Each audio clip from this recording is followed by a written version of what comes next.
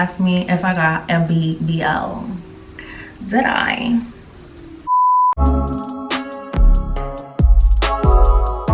Hey guys, what's up? It is your girl Sin, and you already know the deal. Welcome back to my channel. If you are new here, my name is Cynthia. Welcome to my channel. Make sure you guys go ahead and subscribe and join the Sin gang. We lit over here. So by the title of this video, I'm coming at you with part 2 of my surgery story, basically. Thank you guys so much for the feedback on that video, also for all the questions and concerns and the congrats and the so I have my phone here. I'm gonna be looking at some questions while I am answering you guys, so I don't leave out any information. I was trying my best in the last video. If you haven't checked that one out, make sure you check it out. It'll be in the cards. I was trying my best to give you guys the most information that I can, but there was still some questions that I definitely want to answer, so let's just hop on right into it. The first question was, what kind of pains exactly was I having? Okay, so I'm pretty sure you guys who have larger chests know that one of the major pains that you get is back pains, and that's from propping up your chest. And I think it has something to do with your posture. So you're always kind of either slouching or trying to hold them up by going like this, and over time you just end up getting these sharp pains. And you feel like, honestly, you're like 20 years older than you are, because the back pains are ridiculous after a while. Also, the shoulder pains that you get are from, one, it could be your bras that you're wearing, or it can be just the weight of your chest pulling it down. Everything that has to do with pain, I feel like, has to do with the posture and the weight of your chest. So that's why back pain is so common, and shoulder pain and neck pain is very common as well. I used to get like sharp neck pains, like just like, ooh, like it's hard to explain for those of you guys who don't know what I'm talking about, but for those of y'all who do, it makes sense. So that's pretty much the pains that I was experiencing, and it's not something that you're experiencing for months. It's something that you're experiencing off and on for years. And let's keep in mind, females, we do have our monthlies, so that's when things get even more tender and sensitive and a little harder to deal with. Please do not mind my nails, you guys. I have to get them done. They look crazy. Don't look. Someone had asked me, how was the recovery process? The recovery process, to get into more details, because in my last video I actually included at the end of the video a little daily vlog of my recovery process. You guys see me at the worst, and throughout the clips you saw day by day that I was getting a little better. My voice was getting back to normal. I was looking a less loopy, and that's because the first day of recovery, I'm not even gonna sugarcoat it for you, is rough. Okay, you're gonna need help, you're gonna need assistance, and the reason being is because you're going to be in pain. The pain depends on your tolerance. I personally feel like I have a low pain tolerance, so I felt like I was going through it. Okay, I needed all the drugs that I could get because I just felt like this is not it. But luckily the pain that I felt immediately after the surgery was not the pain that I felt the days coming. So it's the healing process to me, as far as pain is concerned, is kind of quick, because it's like the first 2 days is the worst.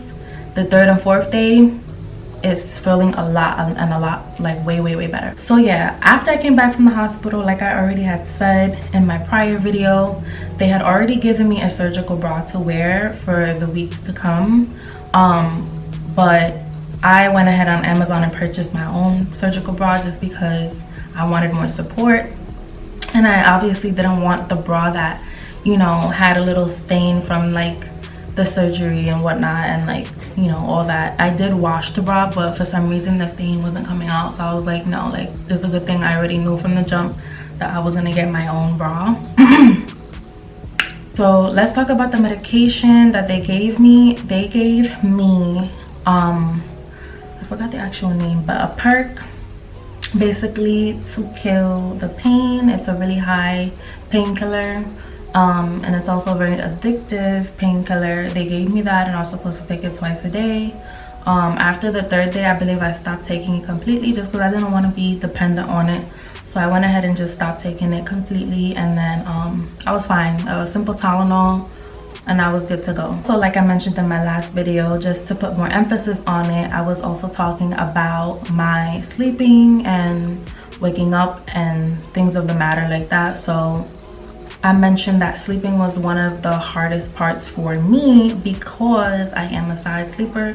So after the surgery, they basically tell you you cannot sleep on your side or your stomach, which makes sense, but it was really hard for me because that's how I'm comfortable, and I had to basically figure it out and create like a fortress on my bed, literally pillows everywhere around me just to keep myself propped up and comfortable enough for me to fall asleep.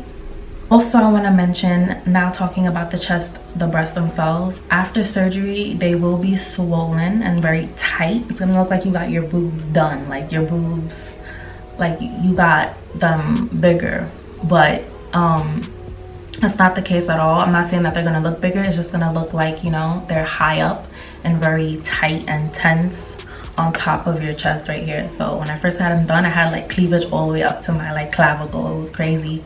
But after like the first week, it went down drastically, and then over time, now that it's been more than a month, the swelling does go away and it does go down significantly. Another question that I was asked was, do you also get a breast lift with the breast reduction? So here's the thing, I asked my doctor the same question and she basically told me yes, but the way they give you the lift is pretty much mandatory, if that makes sense, because it's kind of impossible not to give you a lift when they're removing tissue out of your breast. They can't just stitch it down where it was hanging before. It has to go up. So when they say they're gonna give you a lift, don't be expecting it to be like you're never gonna experience a little droopiness after the surgery, because you definitely will. The surgery, I mean the swelling in the beginning had me thinking like, oh my gosh, like it's gonna be up here and perky for the whole time. But no, after the swelling goes down, it falls into a nice shape, like a normal nice shape, and a lot smaller. So there's that. Make sure you guys stay tuned until the end of the video so I can show you guys how they look from the side view and all that. I know I didn't do that in my last video, but I will do it for you guys in this video, so keep on watching. This question was really funny. Somebody had asked me if I got a BBL. Did I? No. I did not get a BBL, you guys. I put BBL in the title just because a BBL is considered cosmetic surgery, and I was like, yeah, why not just throw that in there, you know what I mean? Like, sprinkle a little suspicious. No, I did not get a BBL. Some people actually believe that I did, but here's the thing with that. With my body type before, my boobs were actually a lot more projected than my bottom. So now that they're smaller, it makes the bottom look like they're more projected. But no, I did not get a BBL. Another question that I was asked was what kind of insurance I have, and I'm gonna go ahead and let y'all know. I ain't gonna sugarcoat it. I don't know why in some of these videos people are scared to talk about the insurance that they have, but I personally have Blue Cross Blue Shield Empire, and yeah, they covered the surgery for me 100%. I didn't have to pay anything, and I'm still not even sure how much the surgery itself cost. I haven't even contacted them to find out. All I know is it was free $99 and it was done. I also want to mention one more thing about the insurance. Once you have your consultation, your doctor and the hospital, they're gonna contact your insurance. You don't necessarily have to contact them before you book a consultation, but you can. I would advise to, but I'm not saying you have to. The hospital and your doctor is gonna take care of that insurance part.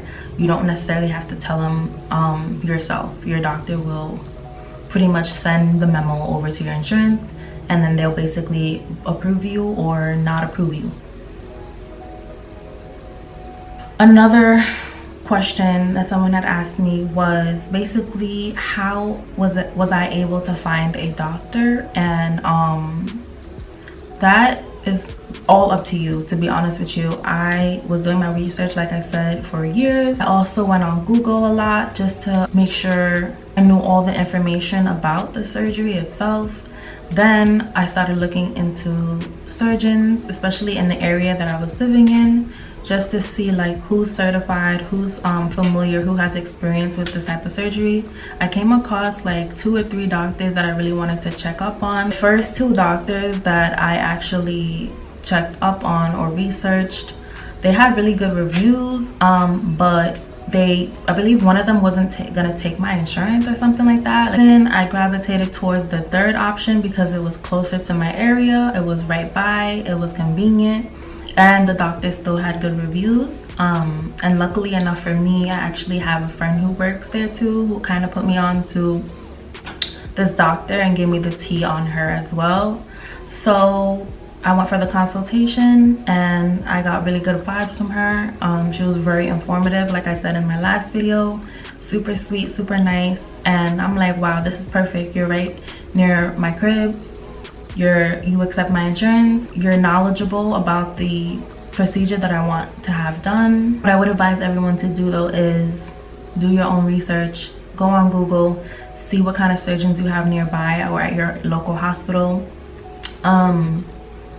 Give them a call, give your insurance a call, ask them if they cover breast reductions. They'll book you for a consultation, and during that time you'll basically let them know everything about your breast and why you want it done. And what I would recommend is to mention and to really emphasize the pains that you're getting, and you can mention your shoulder indents that I've mentioned.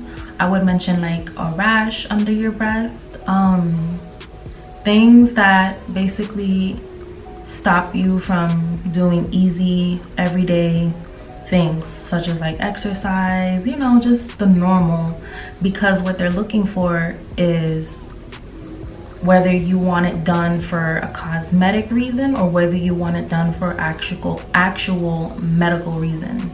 And then somebody was also asking me how has my body changed ever since the surgery, and to me it's been a breeze.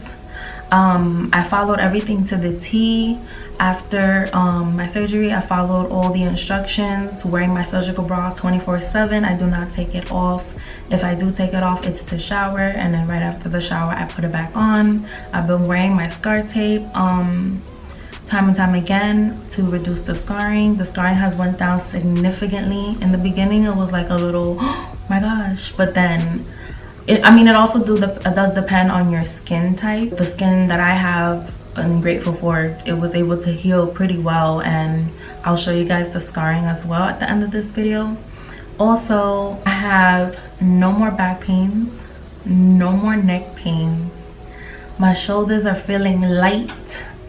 I'm feeling a lot mobile, so I'm happy about that. My clothes is fitting right, like I did mention in my last video as well. If you guys want to see a difference between how the clothes used to fit me before versus now, let me know. Clothes are fitting a lot better. Even some of the clothes that I had before that I had to size up in are a little loose now, so it's like, oh my goodness, it's crazy.